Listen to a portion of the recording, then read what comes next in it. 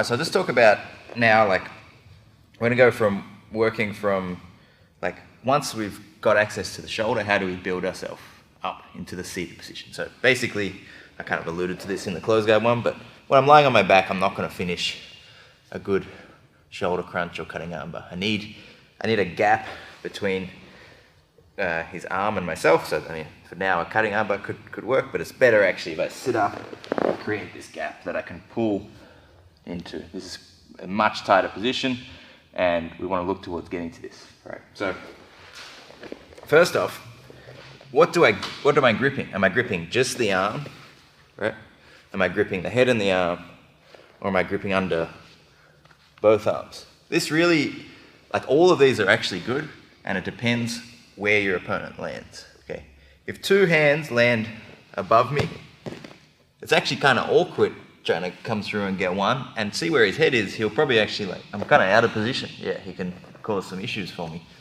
If two hands are above, we're going to connect like this, right? Hands connected like so, right?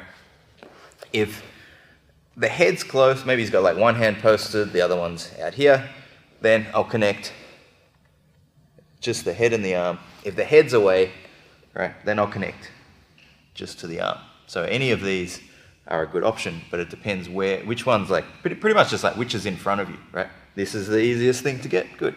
His head's closer, good. I'll take the head with it. Both arms are close, I'll take double underhooks on both arms. All right, so next I just want to talk about the grip I'm looking for. So this is, and we'll talk a little bit about the finishing grip as well, which is going to be somewhat similar, but a little bit later actually. But first off, like, don't lose the position. So I want to have a deep enough grip, right? If you go straight to the, it's not wrong, like, not 100% wrong, but like, I can go straight to the elbow, for example, and try to cutting armbar. So if I go straight to the elbow, although I might, it's possible I get the finish, right? Probably a good chance that he only needs to move a little bit, so just like turn your arm or something, or, he's slipped out of the whole thing now. Okay, so I've got no follow-ups, right? You want to connect quite deep, right? It's much better to go deep. I have multiple follow-ups now, okay? So, but by getting essentially, like, I want to get past the line of his shoulder almost, coming around the scapula here and locking that in. Right? This is ideal for me. Of course, sometimes in the heat of the moment, he posts, but he's already here. Like, you take what you can get. I still need to be tight. It needs to end up with my elbows by my side. Here, this would be loose, right? So I would take this here, but it's not as good as had he been a bit more forward. And I got this, right? So probably two things about the depth. I want, ideally, if this is where his arm starts, like his arm bone starts about here, I want to be a little bit past that if possible.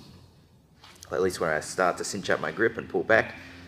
See his elbow past the line of my shoulder here, okay? If the elbow sits in front of my shoulder, his ability to turn that elbow is much greater. So again, we want to be past the line here, and that means, like, I pretty much want my head pinching in next to the arm, like shoulder and head pinched together, trapping the elbow, right? It should a little bit rotate. So one of the main things is he's trying to, like, rotate his arm out this way to suck the elbow past this gap, right? See the gap at my armpit? That's often where they'll slip it. You can often, like, with a little kind of like head pinch and shoulder raise, you can kind of like fight that a little bit, okay?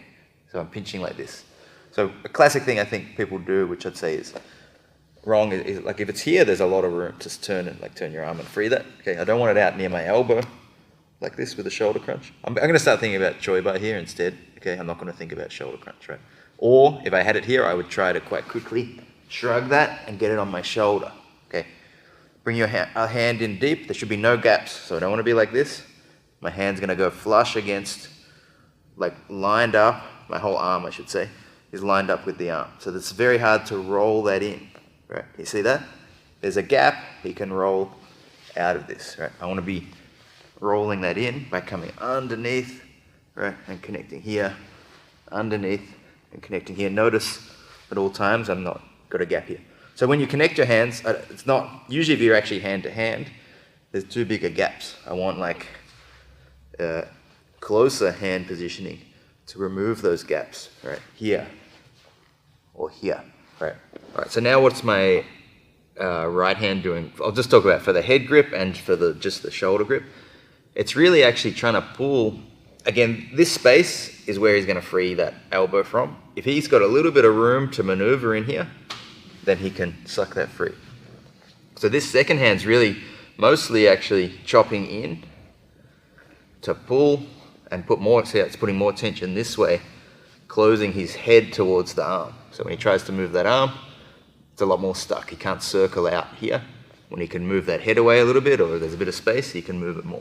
Okay. Same when I get here, right? If I get in, it's going to go in very close to the neck, not here, very close to the neck, then cut in to the shoulder. It's doing the same thing, right? So he tries to rotate that arm out. It should be stuck. My elbows must be pulling. So even though, I'm doing this, but I'm also actually pulling by my side. It's not just a sideways. Like, you want to get your forearm kind of vertical and you're rowing it into your ribs as you put some sideways pressure here. Both elbows pulling tight to your body. Once they're in position, both elbows pulling down. Right, it's very hard to slip out of this. Hard to slip out of this. Lift your head up a bit, right? So eventually, actually, we want our head higher than our opponents. You're not going to start with that, but starting at least here makes it hard for Jaden. You know, if my head's back, he can pummel that hand over the top. He's going to escape from this probably. Okay, so head up here like this, right? It helps with the pinch, but it also makes it harder to escape. The last thing conceptually about just like this grip, and as we look for the grip, is just make sure they can't, and I talked about this a little bit in the close guard thing, make sure their elbow can't close in by their side. Okay, so if I go like deep here, but I've got no pressure actually on their elbow, pull your elbow back, okay, I'm gonna lose the shoulder crunch now, okay? So even though I want this arm deep here, it's got to collect, like my bicep's got to collect his tricep here. Okay, it's not like, it's kind of very subtle, but like here I'm not collecting his arm very well. He can pull that back for sure. Bring your elbow back, outside, like, yeah, that way, right? So bring that elbow that way. Should be much more stuck here with the pinch, especially when I put my head in as well. Do that again. That should be locked in. Compared to here, go again, where it can move it. When we get the double underhooks, this will be important as well, right? If I connect here, I'm just connected around the waist. Post your hands back near your hips, right? This is going to be hard to shoulder crunch, right? Obviously, he might not do that anyway, but we go back, or once I make him post forward, I want to capture just, this time actually just a little past the line of the shoulder. So when he tries to bring these arms back, he's floating, right? And for this one, so when we catch it with both arms, I want to kind of sit him up, and then I'll make the adjustments to get the position I want. All right, so now just talk about the side that I want to be on. So if I'm on my left side, I've got very poor ability to do anything really, okay? Except Choi bar, right? And actually, if I'm on my left side, I don't even want his arm up on my shoulder here. I'd much rather it be like down here, right, down near my elbow line, where I can attack the Choi bar. So generally, Choi bar, we're usually setting up like arms on the downward side, right? And we start to attack the arm here, whereas shoulder crunch is when we're on this side, okay, and we can sit up, right? So this is like almost a defining feature of when we're going to attack the shoulder crunch. So make sure as soon as you get your grip, or like you're looking for your grip, I should be trying to get on this side. Okay, try and free that arm. Okay, that's difficult to free, and I can sit up into a spot where I can pull, right? Even, so that's just the arm. If I've got head and arm, same thing, right? Tilt me this way, right? You can start freeing that elbow. I don't have much here. I want to be making sure that I'm out on this side where I can attack. So just like where you want their head is, like, especially I'm talking about the head and arm grip here. So here's not that good actually. If Jaden can just slip his head past the line of my grip, so just scoop back, yeah. Like, this is actually not that good because I'm losing a lot of tightness in the grip. I want to do that on my terms, and I'll talk about how I change my grip when I'm looking for the finish later. But when I've got the head and arm, I don't right now want to necessarily do, especially not like this, right? So if he's got room to duck his head out, this is bad. I might be forced to try to like go for a cutting armbar here, but I'd rather not do that. I'd rather have a better grip I want him a bit more forward and kind of pull his face into your chest, right? So, you know, make their face go here. Okay, but like you want the flat part of their face, like their face flat into that, as hard to pull back on. Okay, so if you got like, you know, the shape of the head, the neck's smaller. So when I can lock down like here, and he tries to see, I'm like locked in behind the line of his head. He tries to suck his head out of that gap, and it's actually stuck here. Okay, if his top of his head's already like under my armpit a little bit, it's hard to keep. Then he's got a gap to move back into. So you kind of want like a little bit past the line of your armpit. This locks it in, and the downward pressure is really important to stop them freeing their head. So go for it. Okay, good. So a problem with like, if I'm using my bicep here, this is the deep arm, right? He's got a lot of room to move back through that, or even coming forward can be a problem. He can like poke his head too far. And see, it's hard to change to attack, to isolate the shoulder. Yeah. Okay. So instead of going here, like again, go forward. I don't have a great block to stop that. With your forearm, you've blocked that. So the configuration should be like this, not like this. Okay. This has got too much space for him to drive forward into and loosen. This blocks that and allows me to keep this arm very well trapped. Make sure you keep your opponent's elbow higher than their shoulder. Okay, so when I get this grip, I want to be like this, right? See, his elbow's higher than his shoulder. It's very hard to pull away and circle out of this. Okay, when their shoulder goes higher than their elbow, he's got much more chance at pulling that free. Okay, so I want to be sitting up. I want to keep Jaden down.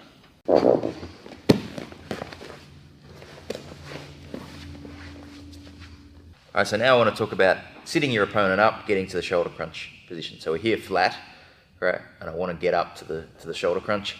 Usually, almost always it's butterfly hooks first, right? Actually there is weight. Sometimes you can be stepped on the hip. I'll talk about that. But the problem is like if I'm in butterfly, it's hard to step. So you can just jam my hooks, for example.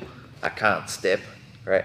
So similar to what we did in closed guard, if I turn my right knee outwards and extend with this hook, it's going to start to make a little bit of space. It gets me out on my right side, which is what I wanted. Right? Remember, Jaden wants to tilt me this way.